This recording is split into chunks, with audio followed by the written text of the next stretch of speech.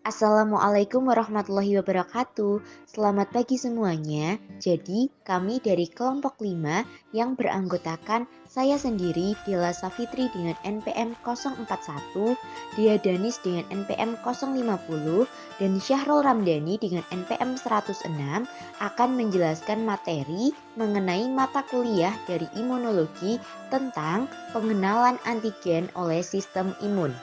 Jadi untuk topik bahasannya ada 5. Yang pertama ada pengertian dan macam antigen. Yang kedua ada pengertian antibodi, kelas antibodi dan responnya. Yang ketiga ada pengertian MHC dan klasifikasinya. Yang keempat ada mekanisme pengenalan antigen oleh sel limfosit T. Dan yang terakhir ada reaksi antigen antibodi. Yang pertama, saya akan menjelaskan mengenai pengertian dan macam antigen. Pengertian antigen. Antigen adalah bahan yang dapat merangsang respon imun dan dapat bereaksi dengan antibodi. Antigen tersusun atas epitope dan paratop. Macam antigen berdasarkan diterimanya, spesifikasinya, ketergantungan pada sel T dan kandungan bahan kimia.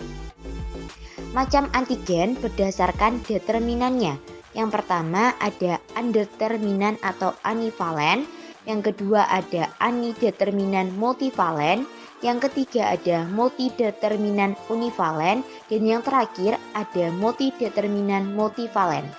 Sedangkan jenis antigen berdasarkan spesifiknya ada heteroantigen dimiliki banyak spesies, henoantigen dimiliki spesies tertentu, alloantigen dimiliki satu spesies, antigen organ spesifik dimiliki organ tertentu, dan yang terakhir autoantigen yang berasal dari tubuhnya sendiri.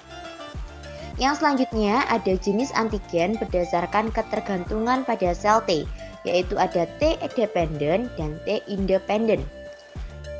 Jenis antigen berdasarkan kandungan bahan kimianya ada 4. Yang pertama ada karbohidrat, lipid, asam nukleat, dan protein. Yang akan saya selanjutnya jelaskan adalah tentang antibodi, pengertian dan macam antibodi. Antibodi adalah protein serum yang mempunyai respon imun atau kekebalan pada tubuh yang mengandung imunoglobulin.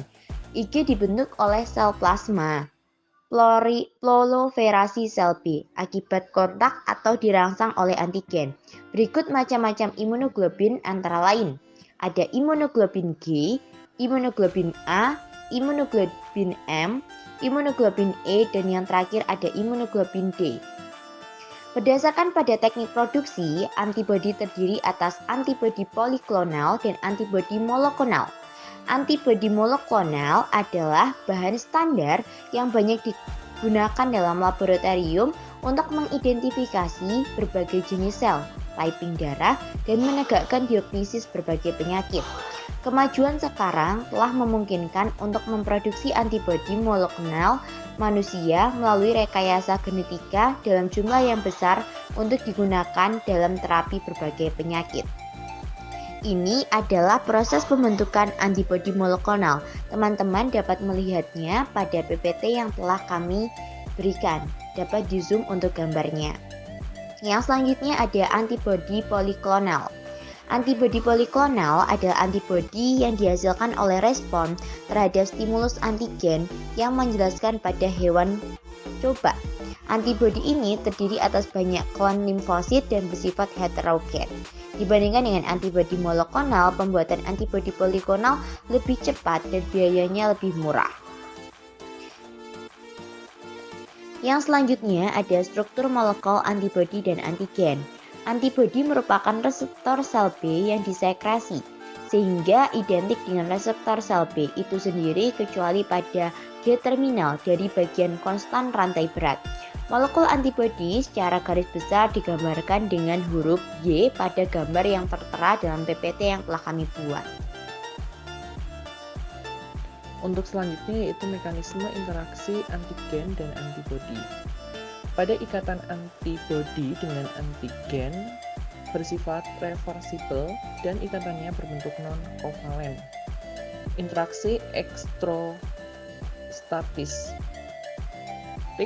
terjadi antara rantai asam amino bermuatan. sebagai bentuk jembatan Gram. Nah, pada interaksi ini juga terjadi antara muatan listrik yang mempunyai dua kutub yang berbeda. Seperti pada ikatan hidrogen, dapat melibatkan ikatan van der Waals, di mana pada interaksi hidrofobik ini terjadi ketika dua permukaan hidrofobik ada secara bersama-sama untuk menghindari air. Nah, pada mekanisme pengikatan antibodi ke antigen ini terdapat 4, yaitu ada netralisasi, ada opsonisasi, ada aglutinasi, dan ada aktivasi komplement. Pada netralisasi ini merupakan saat di mana antibodi menonaktifkan antigen dengan berikatan pada bagian tertentu antigen. Dengan begitu, efek negatif dari antigen tersebut terdapat sel-sel tubuh ini dapat dikurangi.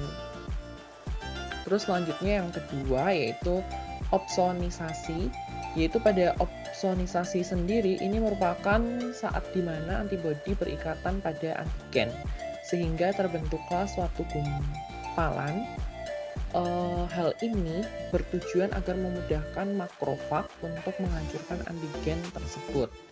Nah, untuk yang ketiga, aglutinasi ini memiliki prinsip yang sama dengan opsonisasi. Namun, pada pengendapannya ini dilakukan untuk jenis antigen yang terlarut. Pengikatan antibodi dengan antigen terlarut sendiri akan membuatnya dapat diendapkan sehingga memudahkan proses fagositosis.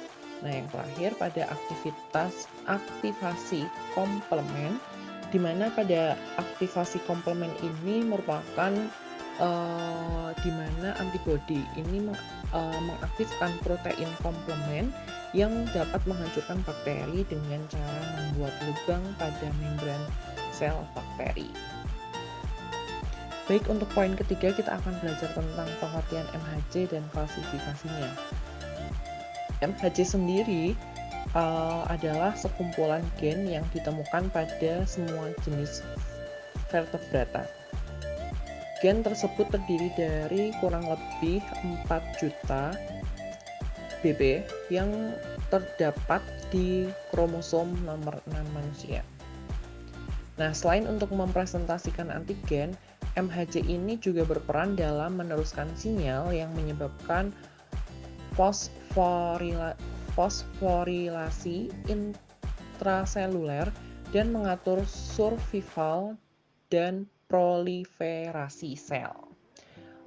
Ciri penting dari MHC sendiri ini produknya tuh ada 3, yaitu yang pertama kedua jenis gen MHC polimorfik, yaitu MHC kelas 1 dan MHC kelas 2 menyandi dua kelompok protein yang berbeda secara struktural tetapi homolog. Pada gen MHC merupakan gen paling polimorfik di antara gen-gen yang ada.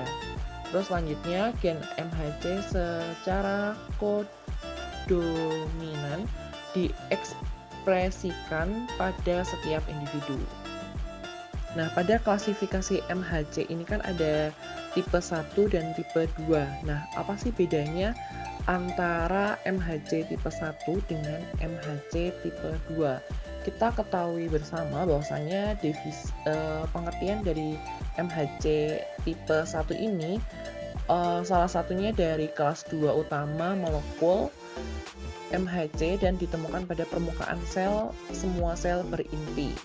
Sedangkan pada MHC tipe 2 ini merupakan kelas molekul MHC yang biasanya hanya ditemukan pada sel penyaji antigen seperti sel dendrit, beberapa sel endotel, sel epitel timus, dan sel B. Jadi bisa digarisbawahi bahwasanya MHC tipe 1 ini bisa ditemukan di semua sel berinti, sedangkan pada MHC tipe 2 ini hanya terdapat pada bisa kita temukan di sel penyaji antigen seperti sel dendrit, terus sel epitel timus dan sel B saja gitu. Terus untuk strukturnya sendiri, pada MHC tipe 1 ini terdiri dari dua rantai non-identik, rantai alfa panjang dan satu rantai beta pendek. Sedangkan pada MHC tipe 2 ini terdiri dari rantai alfa dan beta yang kira-kira identik. Terus untuk lokasinya sendiri, pada MHC 1 ditemukan pada permukaan sel, semua sel berinti. Sedangkan pada MHC tipe 2 ini hanya ditemukan pada sel penyajian antigen atau APC yang meliputi sel B, makrofag, dan sel dendrik saja. Untuk interaksi dengan sel T, untuk MHC tipe 1 ini berinteraksi terutama dengan sel T, sitotoksis, sedangkan pada MHC 2 ini berinteraksi dengan sel T helper. Nah, gen yang dikodekan pada MHC tipe 1 ini dikodekan oleh gen HLA, HLA-A, HLA-B, dan HLC. Sedangkan pada MHC tipe 2 ini hanya dikodekan pada HLA-D. Nah, apa sih fungsi dari MHC tipe 2? Nah, fungsi dari MHC tipe 2 ini terlibat dalam pembersihan antigen endogen saja. Sedangkan pada MHC tipe 2 ini hanya terlibat dalam pembersihan antigen eksogen. Begitu. Jadi itu merupakan perbedaan antara MHC tipe 1 dan MHC tipe 2. Terima kasih. Baik, yang selanjutnya yaitu mekanisme pengenalan antigen oleh sel limfosit T. Jadi secara spesifik, imunogen adalah bahan yang dapat merangsang sel B atau sel T atau keduanya. Antigen adalah suatu substansi atau potensi dari suatu zat yang mampu merangsang timbulnya respon imun yang dapat dideteksi, baik berupa respon imun seluler, respon imun humoral, ataupun respon imun kedua-duanya. Karena sifatnya itu, maka antigen disebut juga sebagai imunogen. Jadi secara fungsional antigen ini dibagi menjadi dua, yaitu imunogen dan hapten. Yang disebut antigen incomplete atau hapten ini tidak dapat dengan sendirinya menginduksi respon imun, tetapi dapat bereaksi dengan produknya seperti antibodi. Hapten dapat dijadikan imunogen melalui ikatan dengan molekul besar yang disebut molekul atau protein pembawa. Bisa sambil dilihat di gambar, ini hapten biasanya ini dikenal oleh sel B, sedangkan protein pembawa oleh sel T hapten yang membentuk opilog pada protein pembawa yang dikenal sistem imun dan merangsang pembentukan antibodi. Untuk limfosit T ini berperan pada berbagai fungsi imunologi, yaitu sebagai efektor pada respon imun seluler dan sebagai regulator yang akan mengatur respon imun seluler dan respon imun humoral. Untuk membedakan antara limfosit T dengan limfosit B, ini dapat dilakukan dengan cara mereaksikan limfosit dengan eritrosit domba. Baik, untuk yang selanjutnya yaitu reaksi antigen dan antibodi. Jadi antibodi adalah molekul protein atau imunoglobulin yang memiliki satu atau lebih tempat perlekatan atau combining set yang disebut parotop. Antigen adalah molekul asing yang mendatangkan suatu respon spesifik dari limfosit. Salah satu cara antigen menimbulkan respon kekebalan adalah dengan cara mengaktifkan sel B untuk mensekresikan protein yang disebut dengan antibodi. Nah, istilah antigen ini sendiri merupakan singkatan dari antibodi generator atau pembangkit antibodi. Interaksi antigen dengan antibodi merupakan interaksi kimiawi yang dapat dianalogikan dengan interaksi enzim dengan substratnya. Spesifitas kerja antibodi ini mirip dengan enzim. Kemudian pengenalan antigen oleh antibodi melibatkan ikatan non-kovalen dan reversibel. Berbagai jenis interaksi non-kovalen dapat berperan pada ikatan antigen seperti faktor elektrostatistik, ikatan hidrogen, interaksi hidrofobik, dan lain sebagainya. Antibodi ini merupakan komponen imunitas yang didapat yang melindungi tubuh terhadap infeksi mikroorganisme dan produknya yang toksik. Oleh karena itu, interaksi antara antigen dan antibodi ini sangat penting dan banyak digunakan di in vitro untuk tujuan diagnostik. Penggunaan reaksi in vitro antara antigen dengan antibodi disebut dengan serologi. Interaksi antara antigen dan antibodi ini dapat menimbulkan berbagai akibat, antara lain ada presipitasi, Ini bila antigen merupakan bahan larut dalam cairan garam fisiologik. Kemudian ada aglutinasi, bila antigen merupakan bahan yang tidak larut atau partikel-partikel kecil. Kemudian ada netralisasi atau toksin, dan yang terakhir ada aktivasi komplement. Nah, untuk lebih jelasnya tentang aglutinasi dan lain sebagainya, ini sudah dijelaskan di makalah. Demikian presentasi dari kelompok kami, kurang lebihnya mohon maaf. Wassalamualaikum warahmatullahi wabarakatuh.